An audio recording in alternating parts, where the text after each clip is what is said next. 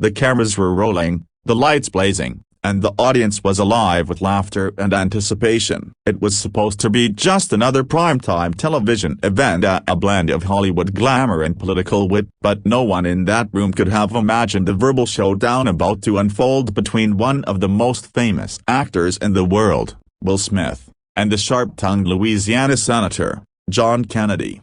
The night began innocently enough. Will Smith, known for his charm, humor, and ability to light up a room, was hosting a late-night segment filled with games, jokes, and audience participation. His producers had decided it would be fun to invite Senator Kennedy, a man whose southern drawl and razor-sharp comebacks had made him both admired and feared in political circles. On paper, it seemed like a recipe for entertainment, but beneath the surface, there was tension brewing. Will walked onto the stage with his signature grin, hyping up the crowd. "Ladies and gentlemen, tonight we've got a real treat. You know him from Congress, a broken bar. He's the man with the sass, the drawl, and the quotes that make you scratch your head, Senator John Kennedy." The audience laughed and applauded, but Will's tone carried a slight edge. It was clear he intended to poke fun at Kennedy, to make him the butt of Hollywood-style humor. Kennedy, however, simply smiled politely and took his seat across from Will, his calm eyes scanning the audience like a man who'd been in many more high-pressure rooms than this one.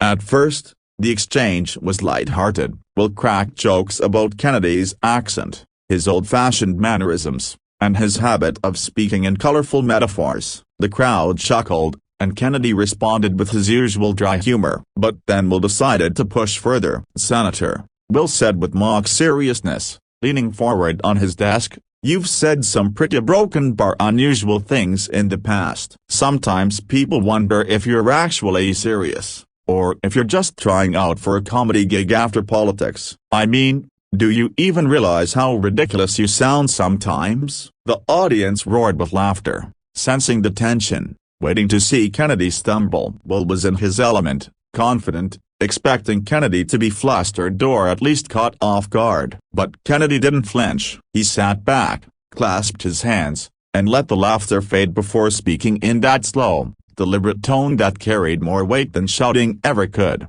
"Well, Will," Kennedy began, his voice steady, "I may talk funny, but at least I try to say something worth hearing. You see, the way I figure it, words are like bullets, so you better aim carefully, or you'll regret where they land. And while you're over here cracking jokes, some folks out there are trying to figure out how to feed their families, keep a roof over their heads, and send their kids to school. I may not sound like Hollywood, but I'll take plain truth over polished nonsense any day." The room grew quiet. The playful energy evaporated as Kennedy's words hung in the air. Even Will's smile faltered for a moment. Then Kennedy leaned closer, his eyes locked on Will. "And here's the thing about embarrassment, son. The only way you can embarrass me is if I forget who I am. I know where I came from, I know what I stand for, and I don't need applause to prove it. Now a broken bar, can you say the same?" The silence was deafening. The audience, once ready to laugh, now sat frozen in awe. Some gasped, some whispered, but most simply stared, absorbing the raw honesty of the moment. Will blinked, clearly searching for a comeback. His usual charm, the smooth lines that always carried him through, seemed suddenly useless. He forced a chuckle, trying to brush it off, but the damage was done. The tide had turned. The crowd, sensing the authenticity of Kennedy's words, broke into thunderous applause. Kennedy didn't gloat, didn't smile smugly. He simply sat back, as though he had just said the most natural thing in the world. To him, it wasn't a performance, it was truth. After the show ended, clips of the exchange went viral. Social media lit up with debates, with some praising Kennedy's courage and others defending Will's attempt at humor. But what stuck with people most wasn't the clash itself, it was the reminder Kennedy had given. In a world obsessed with appearances, applause,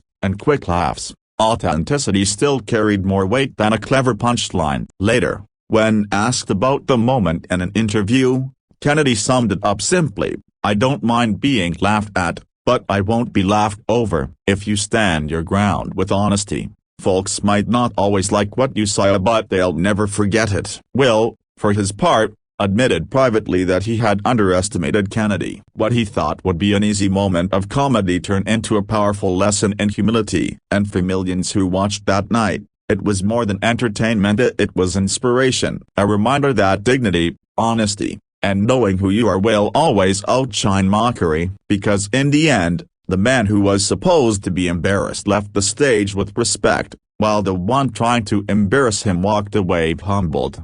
And that's why, when people look back on that night, they don't remember the jokes, they remember the silence that followed Kennedy's words, the words that left everyone speechless.